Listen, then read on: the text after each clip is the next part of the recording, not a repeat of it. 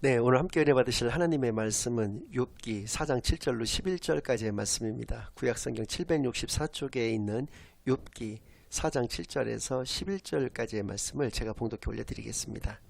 생각하여 보라, 죄 없이 망한 자가 누구인가? 정직한 자의 끊어짐이 어디 있는가?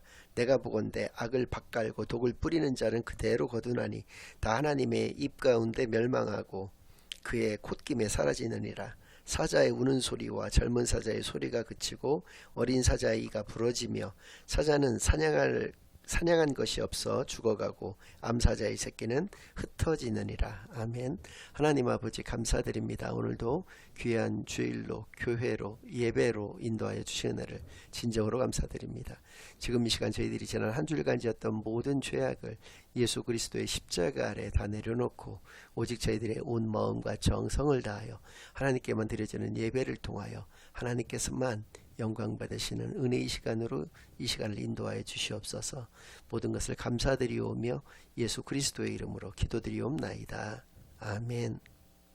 네, 오늘은 펜으로 쓴 가장 위대한 책 그 세 번째 시간으로 오늘 본문 말씀을 중심으로 하나님의 말씀을 증거하겠습니다. 욥기의 3주차 마지막 시간이 되겠는데요.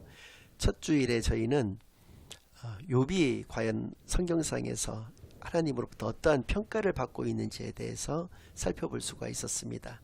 그는 우스 땅이라고 하는 그 족장시대의 이방인이었음에도 불구하고 욥이라 불리는 사람이라고 하는 그러한 이름을 가지게 되었습니다. 욥이라 불리는 사람이라고 하는 것이 가지고 있는 의미는 하나님의 자랑거리가 되는 그런 귀한 삶을 살아가는 사람인 것을 우리가 첫 주일에 살펴보았고, 그래서 그는 온전하고 정직하며 하나님을 경외하며 악에서 떠난 그런 귀한 삶을 살아갔던 사람인 것을 살펴보았고요. 그 두 번째 주일에 이르러서는 욥기에 대한 그 평가를 우리가 살펴볼 수가 있었습니다. 다른 65권의 성경에 비해서 욥기는 반드시 신명기적 역사관에 의한 역사 인식을 동일하게 취하고 있는 그런 스탠스를 취하고 있는 성경은 아님을 플러스에서 알파 무언가가 다른 것이 있는 성경이라고 하는 의미를 가지고 있다라고 분명히 말씀을 드렸었고요. 또 욥기의 그 질문이 두 가지가 있는데 하늘의 질문과 땅의 질문이 각각 그것인데, 하늘의 질문에서는 사람이 과연 까닭 없이 아무런 이유 없이 하나님을 잘 섬길 수가 있겠는가라고 하는 질문에 하나님도 또 욥의 그 삶으로도 그것이 있다라고 하는 것이, 그것은 가능한 것이다 라고 하는 것을 분명히 우리에게 답을 해준 그런 성경이 욥기라고 하는 것을 우리가 살펴볼 수가 있었고요. 땅의 질문에 있어서는 왜 의인이 고난을 받게 되는 것인가에 대해서는 그것은 하나님의 주권의 영역이기 때문에, 하나님의 뜻인 부분이기 때문에 우리는 알 수 없지만 오직 하나님만을 보고 나아가는 그런 신앙적인 자세, 또 하나님의 자녀된 그런 모습이 중요한 것임을 우리가 분명히 살펴볼 수가 있었습니다. 오늘은 욥기의 전체적인 내용에 대해서 개괄해서 살펴보고, 특별히 욥이 당한 고난이 과연 어떠한 고난이었는지에 대해서 먼저 살펴본 후에 본론의 말씀으로 좀 들어가도록 그렇게 하겠습니다.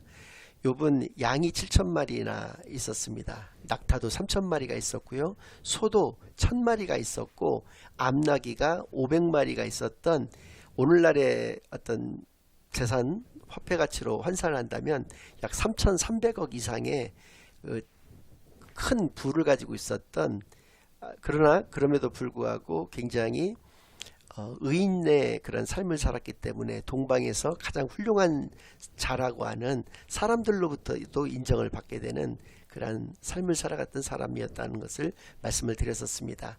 그런데 어느 날 하루아침에 이러한 모든 것들이 다 송두리째 날아가게 되었습니다.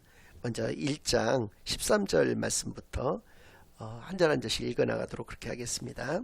하루는 욥의 자녀들이 그 맏아들의 집에서 음식을 먹으며 포도주를 마실 때에 사환이 욥에게 와서 아뢰되, 소는 밭을 갈고 나귀는 그 곁에서 풀을 먹는데 스바 사람이 갑자기 이르러 그것들을 빼앗고 칼로 종들을 죽였나이다. 나만 홀로 피하였으므로 주인께 아뢰러 왔나이다.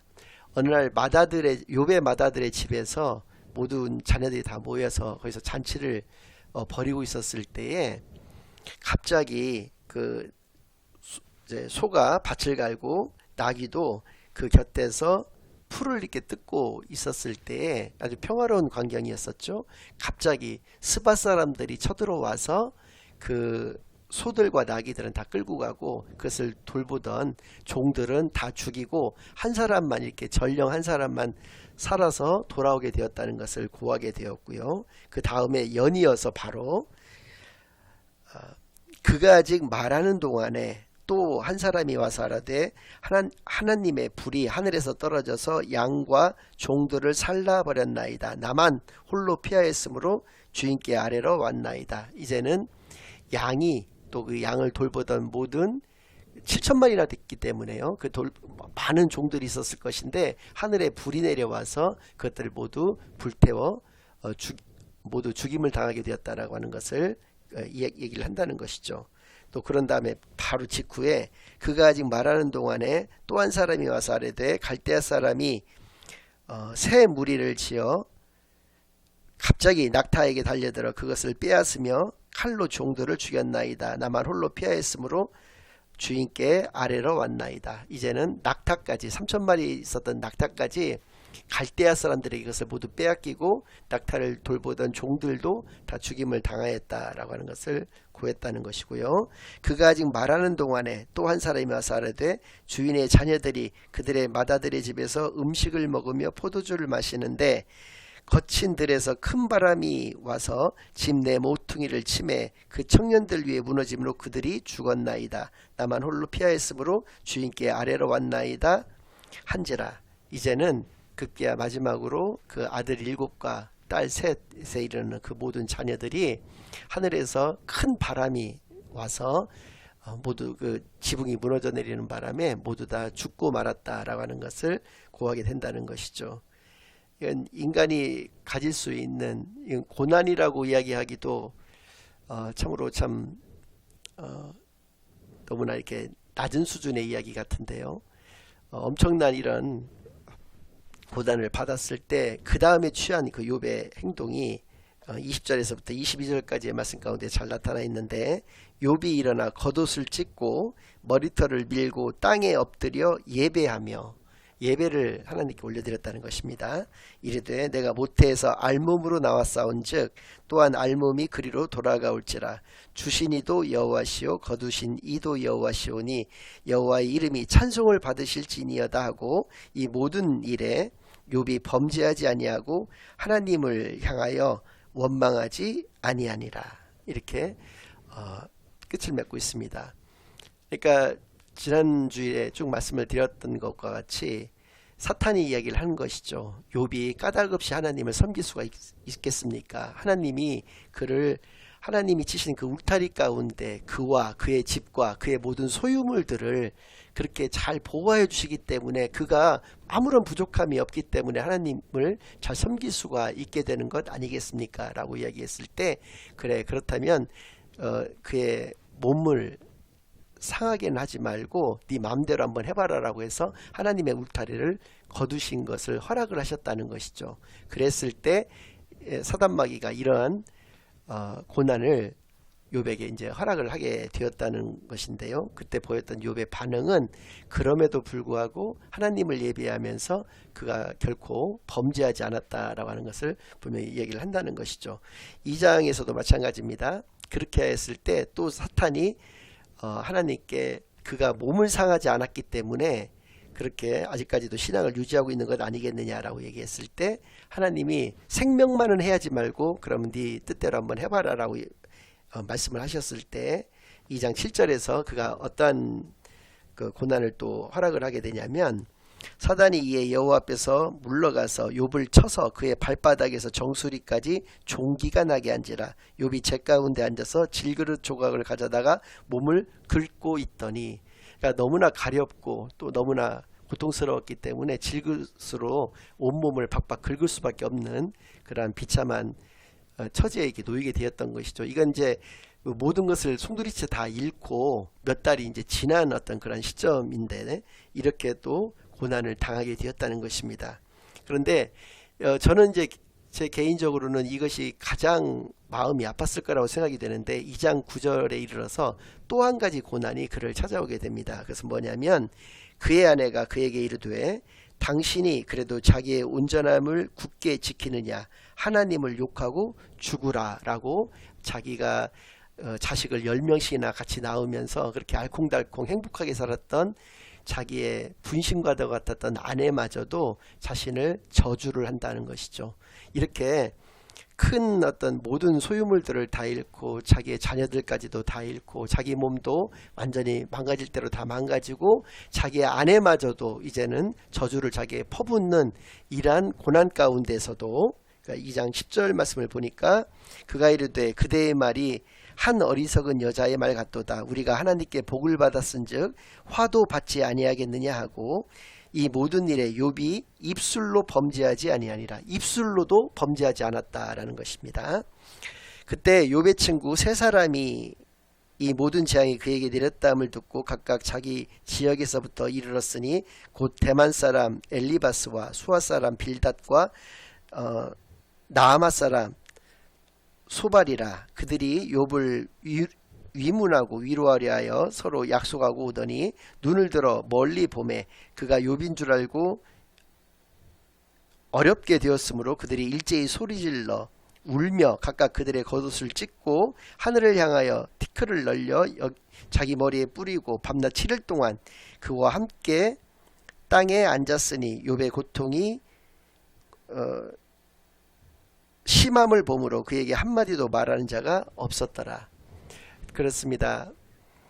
욥의 참 친한 친구들 다 이것도 여기에 등장하는 지역도 모두 에돔에 있는 지역인데 이 지역에 있는 세 친구가 그를 찾아와서 그를 위문하고 위로하고자 했으나 너무나도 그의 참 그 비참한 그런 처참한 그런 모습에 모두 다 말을 잃고 일주일 동안이나 그와 함께 아무런 말도 하지 못하고 울기만 했었다라고 하는 것으로서 2장이 끝맺고 있다라고 하는 것이죠.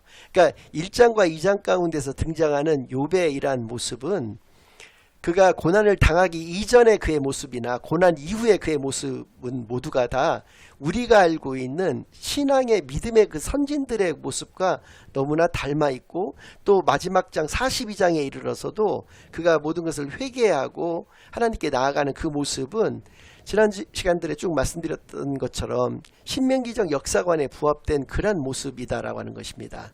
그러니까 하나님의 말씀에 순종하면 복을 받고 하나님의 말씀에 불순종하게 되었을 때 재앙을 받게 되는 그러한 어떤 인과응보적 역사관과 그 맥을 같이 하는 그러한 성경인 반면에 이제 3장부터는 전혀 다른 모습들이 등장을 하고 있다는 것이죠. 그러니까 제가 몇 절을 참고적으로 좀 읽어드린다고 한다면 3장 말씀부터 좀 제가 살펴보도록 그렇게 하겠습니다. 3장의 1절과 또 11절, 21절 말씀을 제가 읽어드리겠습니다. 그 후에 욥이 입을 열어 자기의 생애를 저주하니라. 자기가 3장에 이르러서 욥은 전혀 다른 사람이 된 것처럼 보여집니다. 자기가 태어난 날을 저주를 하게 된다는 것이죠.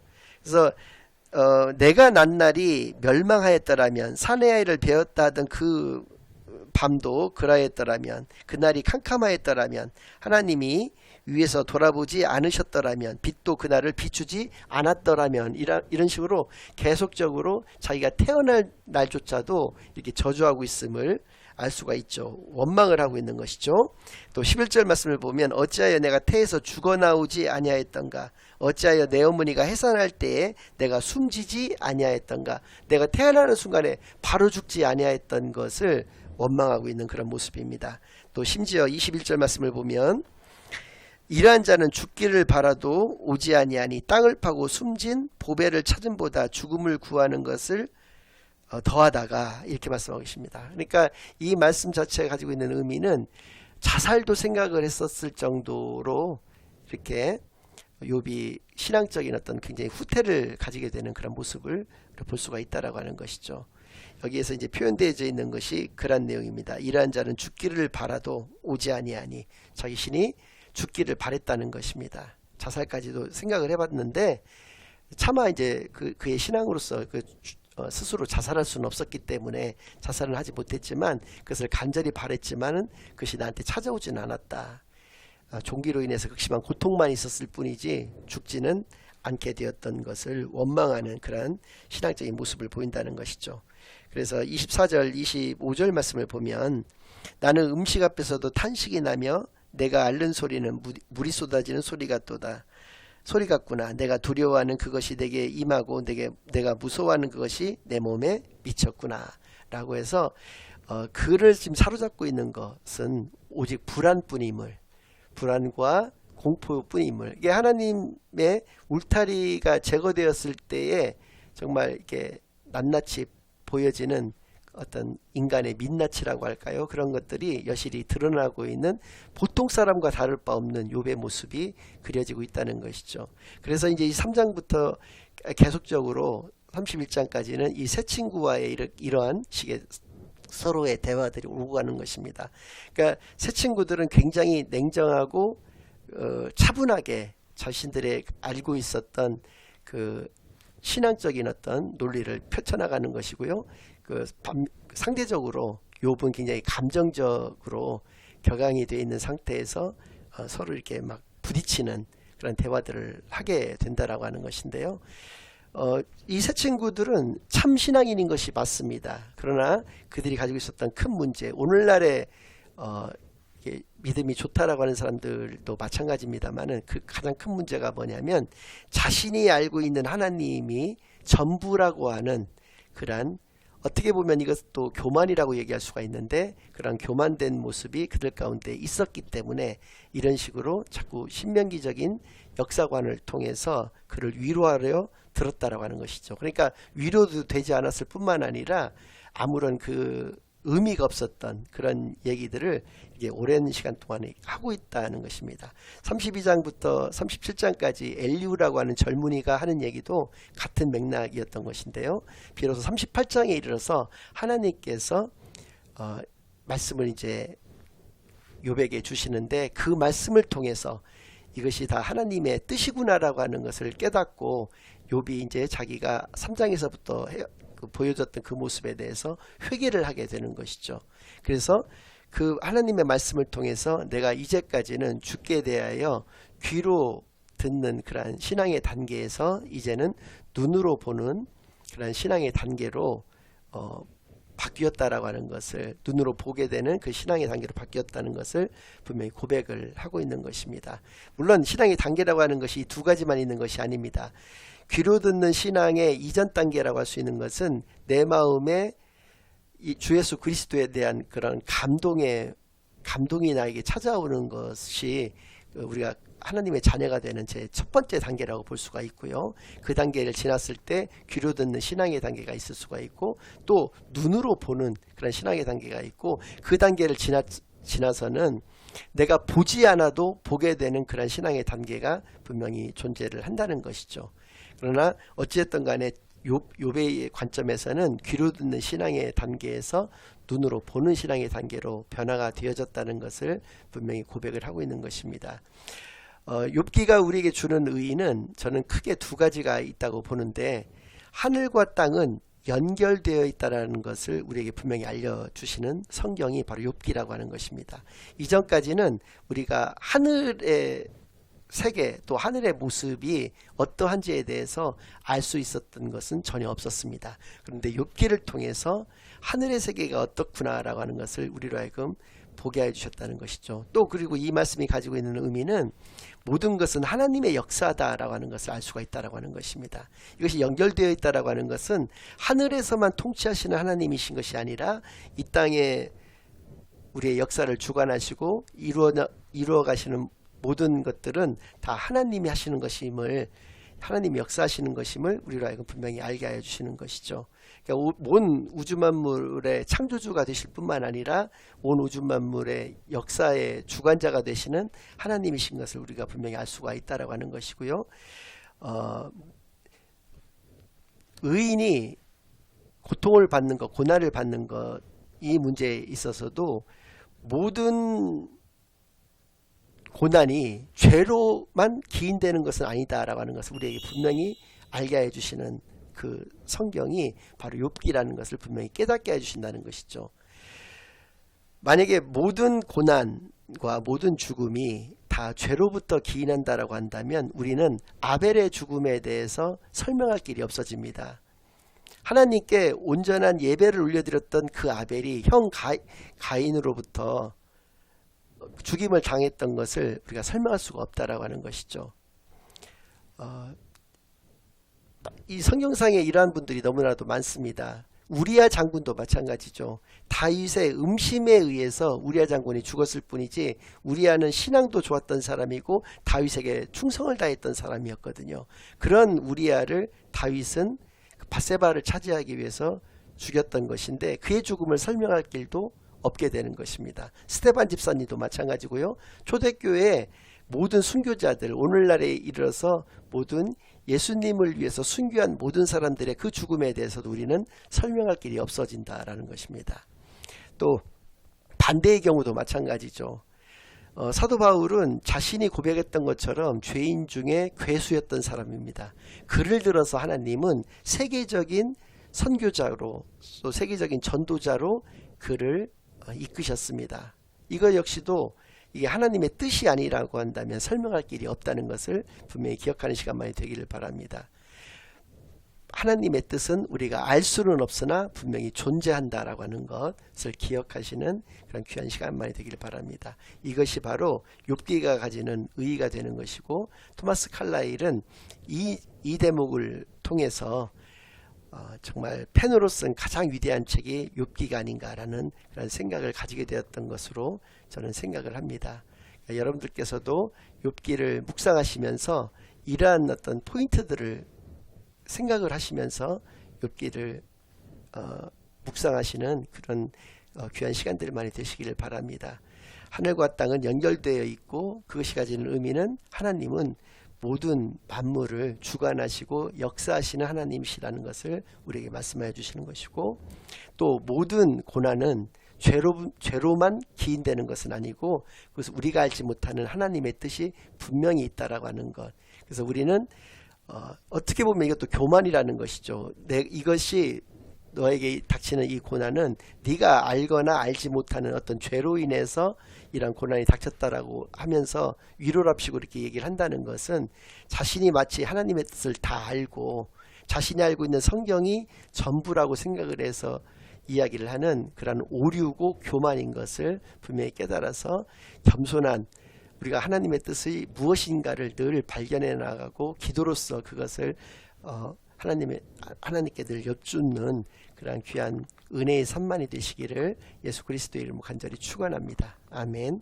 이제는 우리 주 예수 그리스도의 은혜와 아버지 하나님의 극진하신 사랑과 성령 하나님의 내주인도 역사 교통하심이 욥기를 통해서 정말 하나님께서 모든 것을 주관하고 이끌어 가신다라고 하는 것을 깨닫고 하나님의 뜻이 분명히 있으시고 그 뜻이 무엇인가를 늘 기도로서 우리가 구하는 귀한 삶만을 이 땅 가운데서 살아내야 되는 그런 사람들인 것을 깨닫고 하나님의 자녀로서의 온전하고 참다운 삶만을 이 땅 가운데서 살아내기로 다짐하고 결심하고 돌아가는 모든 주의 자녀들과 그 가정 위에 그들의 생업 위에 이제로부터 영원까지 항상 함께 있을지어다. 아멘.